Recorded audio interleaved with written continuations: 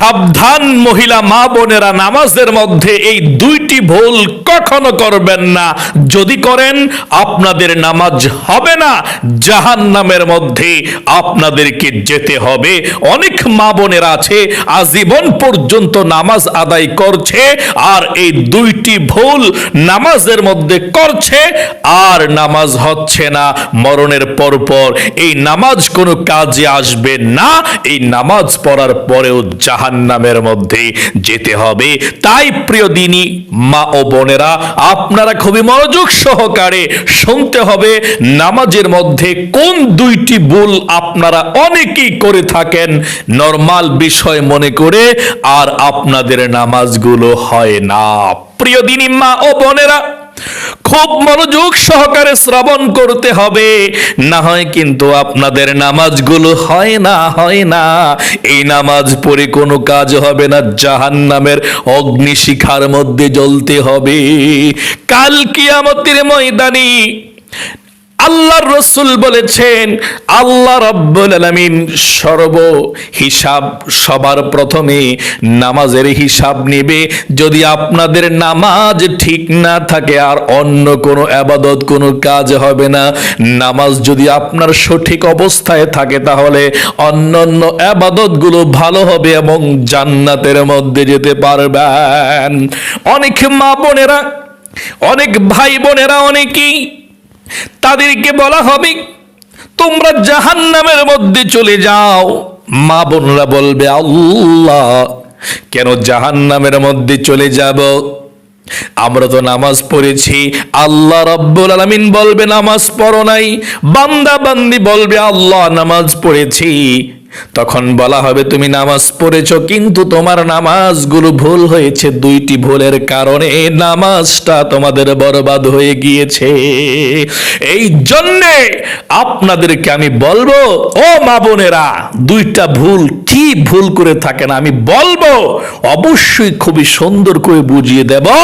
জীবনে মৃত্যুর আগ পর্যন্ত এই দুইটি ভুল নামাজের মধ্যে আমার মা বোনরা কখনো করবেন না, করবেন আর জাহান্নামের মধ্যে যেতে হবে। এই নামাজ আপনাদের কবুল হবে না। প্রিয় দিনী মা ও বোনেরা, নামাজের মধ্যে 14টি ওয়াজিব আছে।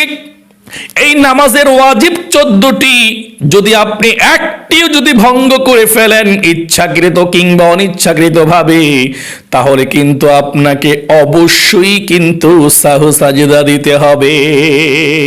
অবশ্যই সাহু সাজদা দিতে হবে।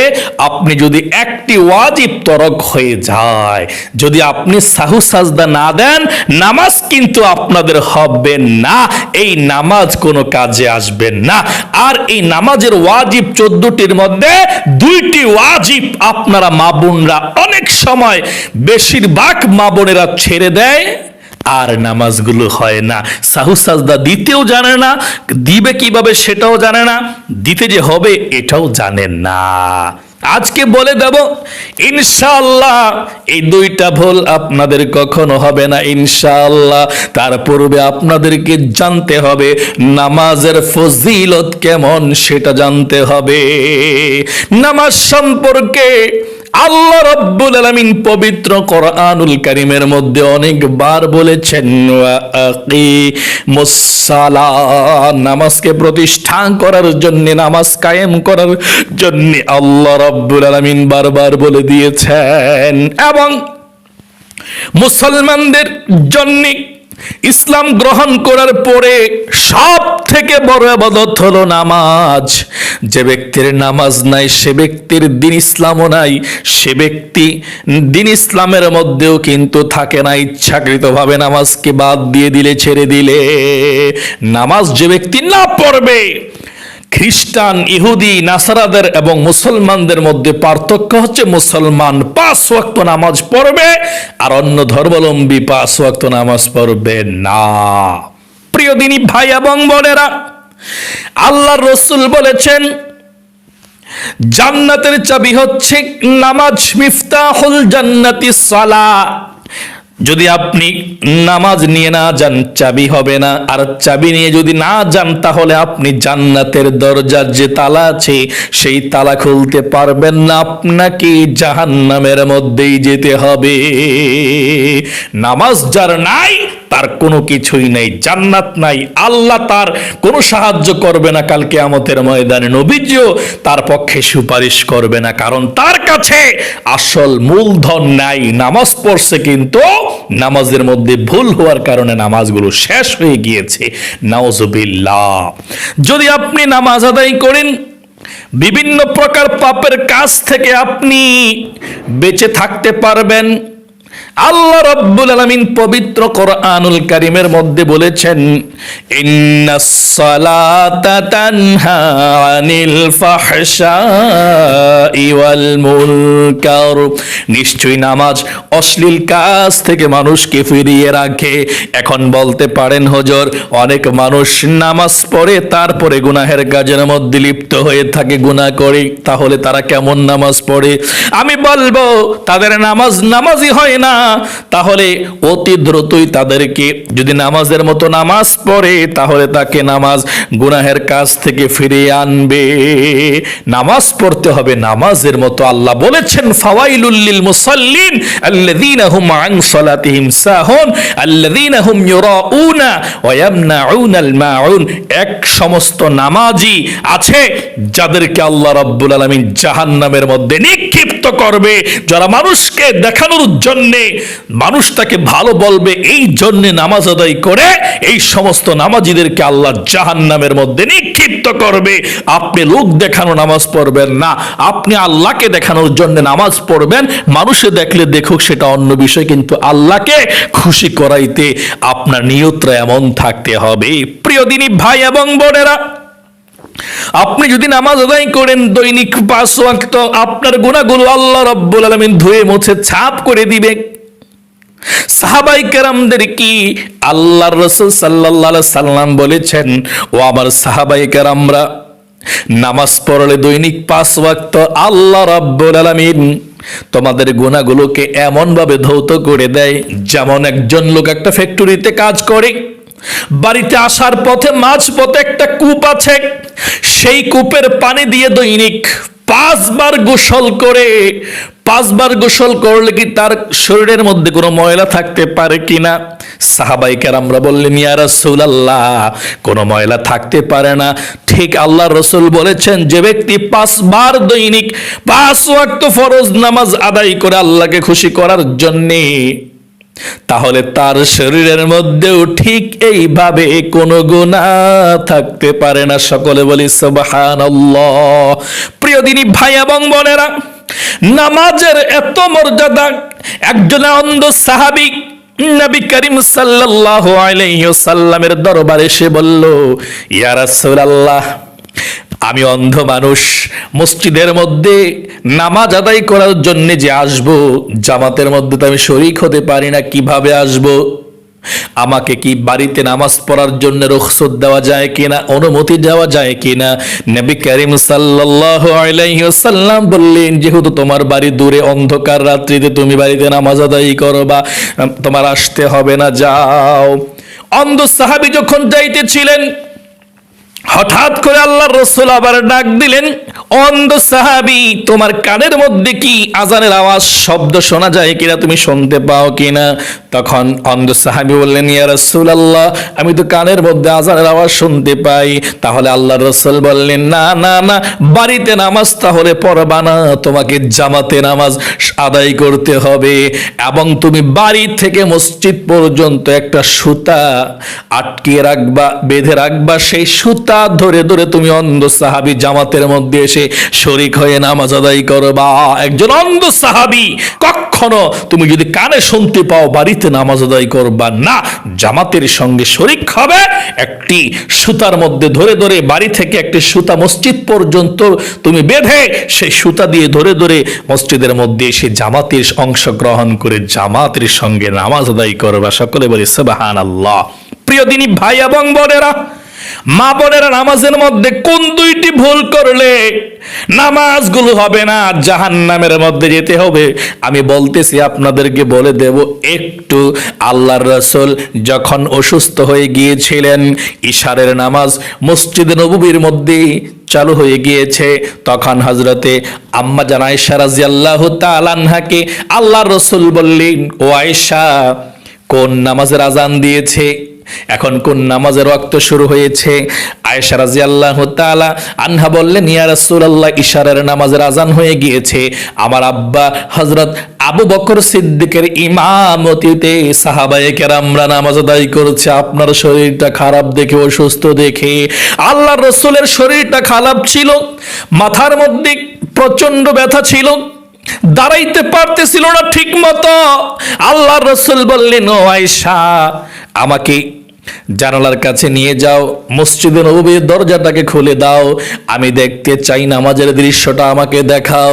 আম্মা জান হযরত আয়েশা রাদিয়াল্লাহু তাআলা আনহা ধরে ধরে জানালার কাছে নিয়ে গেলেন এবং মসজিদে নববীর দরজাটাকে খুলে দিলেন। আল্লাহর রাসূল নামাজের দৃশ্যটা দেখার জন্য আম্মা জান আয়েশা রাদিয়াল্লাহু তাআলা আনহাকে বলেন, আমার মাথাটাকে, আমার মুখটাকে উঁচু করে ধরো। আল্লাহ রাসূল স্থির হতে পারলেন না। তখন আম্মাজানের হাতের মধ্যে ভর করে নামাজের দৃশ্যটা আল্লাহর রাসূল দেখলেন আর চোখ দিয়ে বেয়ে বেয়ে পানিগুলো ছেড়ে দিলেন। হযরত আয়েশা রাদিয়াল্লাহু তাআলা আনহা বললেন, ইয়া রাসূলুল্লাহ, আপনি নামাজের দৃশ্যটা দেখে কান্না করতেছেন কেন? কি হয়েছে আপনার? নবীজি বলেছেন, এই নামাজের দৃশ্যটা দেখে আমার সেই কষ্টের দিনের কথা মনে হয়ে গিয়েছে। এই নামাজের জন্য আমি কত রক্ত ঝরিয়েছি, কত কষ্ট করেছি, আর সেই কষ্টের বিনিময়ে আল্লাহ রাব্বুল আলামিন নামাজ পড়ার মতো সৌভাগ্য আমার সাহাবায়ে কেরামদেরকে দিয়েছে, আর আমার কষ্টের বিনিময়ে তারা নামাজ শিখে নামাজ আদায় করতেছে। আমার দেখে খুশিতে আমার মনটা ভরে গেল, চোখ দিয়ে পানি চলে আসলো। নামাজ এমন একটি ইবাদত, আল্লাহ রাসূল যখন দুনিয়া থেকে চলে যাবে সর্বশেষ কথা বলেছিল সালাত, সালাত, সালাত, ওমা মালাকাত আইমানুকুম। ইস নামাজের কথা আল্লাহ রাসূল কিন্তু বলে দিয়েছে। তাই প্রিয় দিনী মা ও বোনেরা, আপনাদেরকে আমি বলবো, আপনারা যেই দুইটা ভুল নামাজের মধ্যে করে থাকেন কখনো করবেন না। আর সেই দুইটি ভুলের মধ্যে একটি ভুল হলো, অনেক মা বোনেরা রুকুটা ঠিক মতোই করে, রুকুর মধ্যে যখন চলে যায় অবশ্যই পড়তে হবে সুবহানা রাব্বিয়াল আযীম। অনেক মা বোনরা কিন্তু এই তাসবিহটাও কিন্তু ঠিক মতো আদায় করতে পারে না। আপনারা সহি শুদ্ধ করে আমার সঙ্গে পাঠ করুন। ভুলটা কোথায় করেন আমি বলে দিচ্ছি আপনাদেরকে। সুবহানা রাব্বিয়াল আযীম, সুবহানা রাব্বিয়াল আযীম, সুবহানা রাব্বিয়াল আযীম। এভাবে আপনি রুকুর মধ্যে যাওয়ার পর কমপক্ষে 3 বার সুবহানা রাব্বিয়াল আযীম পাঠ করবেন।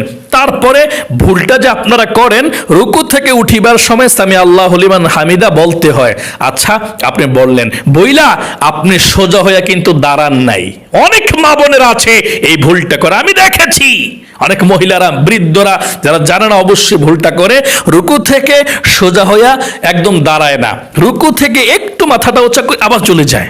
মানে সুবহানা রাব্বিয়াল আযীম, সুবহানা রাব্বিয়াল আযীম, সুবহানা রাব্বিয়াল আযীম এভাবে বলে আবার চলে যায়। মানে এভাবে উঠা আবার চলে যায়, সামি আল্লাহু লিমান হামিদা বলে এভাবে চলে যায়।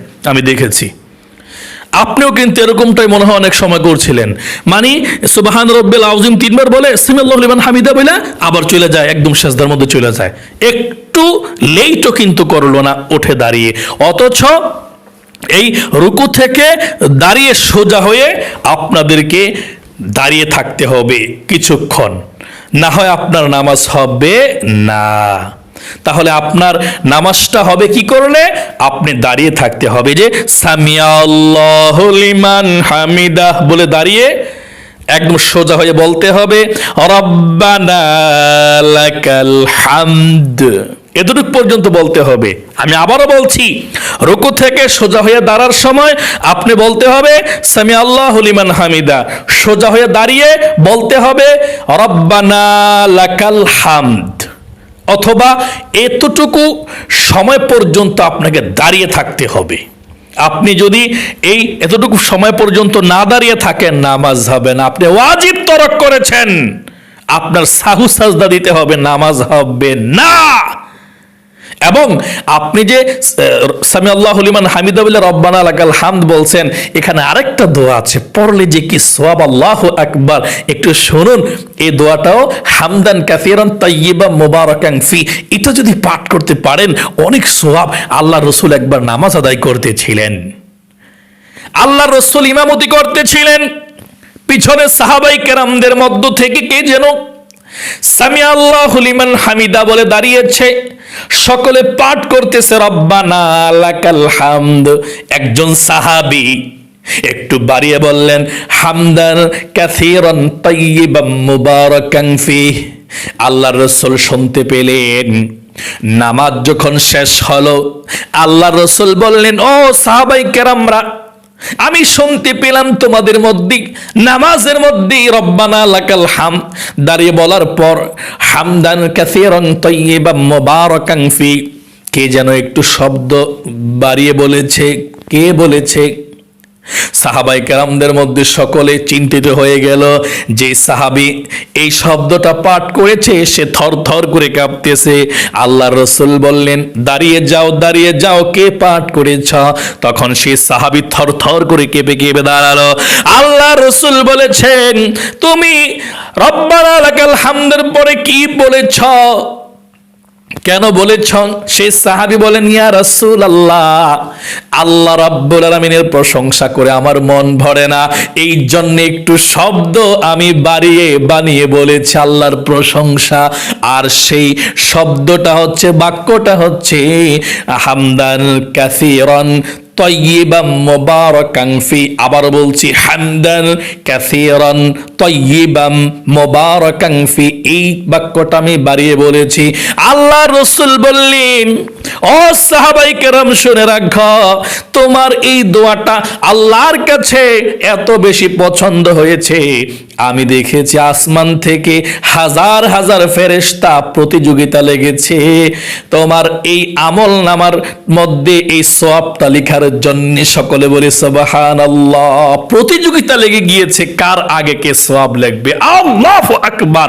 এই দোয়াটা আপনি পাঠ করতে পারেন, পাঠ না করলে সমস্যা নেই। তাহলে মা বোনরা, আপনি রুকু থেকে উঠিবার সময় সামি আল্লাহু লিমান হামিদা বলে সোজা হয়ে দাঁড়িয়ে পাঠ করবেন রব্বানা লাকাল হামদ। আর যদি পারেন এটাও পাঠ করবেন হামদান কাসীরান তাইয়্যিবান মুবারাকান ফি। একটু দাঁড়িয়ে থাকবেন, শেষ হবে এতটুকু পড়া, তারপরে আপনি সেজদার মধ্যে চলে যাবেন। একটু উঠলেন আবার চলে গেলেন, হবে না নামাজ। দ্বিতীয় ভুলটা যেটা করে থাকেন আমার মা বোনেরা অনেকেই, একটা সেজদা দেওয়ার পরে সেজদার তাসবিহ পাঠ করতে হয় সুবহানা রাব্বিয়াল আ'লা। সহি শুদ্ধ করে কিন্তু পাঠ করতে হয়, কমপক্ষে 3 বার, বেশি পাঠ করলে আরো ভালো, আরো সওয়াব। অনেকে তো আবার সহি শুদ্ধ করে পাঠ করে না, অনেকে বলে থাকে সুবহান আল্লাহ, সুবহান আল্লাহ, সুবহান আল্লাহ। আবার অনেকে বলে থাকে সুবহানাল্লাহ, সুবহানাল্লাহ। হলো না কিন্তু। অনেকে ভুলটি করে থাকে, অনেকে সুবহান আল্লাহ, সুবহান আল্লাহ, সুবহান আল্লাহ, আবার অনেকে সুবহান আল্লাহ, সুবহান আল্লাহ। কিন্তু এটা সুবহান আল্লাহ হবে না, সুবহান আল্লাহ হবে না, হবে সুবহানা রাব্বিয়াল আ'লা।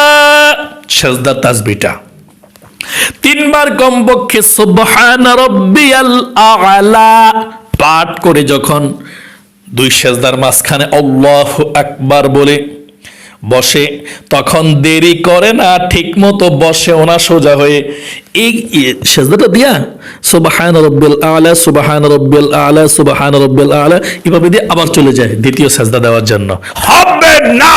ও মা বোনরা, অনুরোধ করলাম মা বোনরা, আল্লাহর কসম করে বলছি, এভাবে নামাজ পড়লে আপনাদের নামাজ হবে না। অনুরোধ করলাম, আর ভুল দুইটা কইরেন না। দুই সেজদার মাঝখানে অথবা একটা সেজদা দিয়েছেন, আরেকটা সেজদা দিবেন, একটু বসছেন, এখানে আপনি লেট করতে হবে, দেরি করতে হবে কিছুক্ষণ, একটি দোয়া পাঠ করতে পারেন। দুইটা দোয়া আছে, যদি বড়টা না পারেন ছোটটা পাঠ করবেন। আপনি ছোট দোয়াটা আমি বলে দিচ্ছি, বড়টা বলে দিচ্ছি আগে। আপনি একটা সেজদা দিয়ে বসছেন, আরেকটা সেজদা দিবেন, এই দুই সেজদার মাঝখানে লেট করতে হবে একটু সময়। আপনি বড় দোয়াটা হচ্ছে এই দোয়াটা পাঠ করতে হবে, আল্লাহ রসুল পাঠ করেছেন, আল্লাহুম্মা গফিরলি ওয়ারহামনি ওয়াহদিনি ওয়াআফিনি ওয়ারযুকনি। এটা বড় দোয়া, হয়তো অনেক কিতাবের মধ্যে আগে পড়ে এসেছে, কিন্তু এটাই কিন্তু। তারপর যদি এটা না পারেন যে হুজুর আমি তো এত বড় দোয়া পারবো না, ছোট্ট দোয়াটা পাঠ করতে পারেন এটা, রব্বিগফিরলি ওয়ারহামনি রব্বিগফিরলি ওয়ারহামনি। এই দোয়াটা একবার পাঠ করবেন। একটা সেজদা দিছেন, বসছেন আল্লাহু আকবার বলে, আর এভাবে পাঠ করবেন রব্বিগফিরলি ওয়ারহামনি। পাঠ করে আপনারা আরেকটা সেজদা দিবেন। ঠিক আপনাদের এই দুই ধরনের ভুলটাই নামাজের মধ্যে মা বোনরা আপনারা করে থাকেন, এই জন্য আপনাদের নামাজ হয় না। প্রথম নাম্বার ভুল হচ্ছে আপনারা রুকু থেকে সোজা হয়ে দাঁড়িয়ে দেরি করেন না। তারপর দুই নাম্বার ভুলটা হলো দুই সেজদার মাঝখানে বসে একটু লেট করেন না, সেজদা দিয়ে আবার সাথে সাথে সেজদা দিয়ে ফেলেন। এই দুইটা ভুল জীবনে কখনো করবেন না। যদি করেন দুইটা ওয়াজিব ছুটে গেল, তাহলে আপনাকে নামাজের শেষে সাহু সাজদা দিতে হবে। আর সাহু সাজদা দিতে হয় কিভাবে, যদি আপনারা জানতে চান, বুঝতে চান, আমি আপনাদেরকে প্র্যাকটিক্যাল নামাজের মধ্যে সাহু সাজদা দিয়ে ভিডিও দিয়েছি বানিয়ে।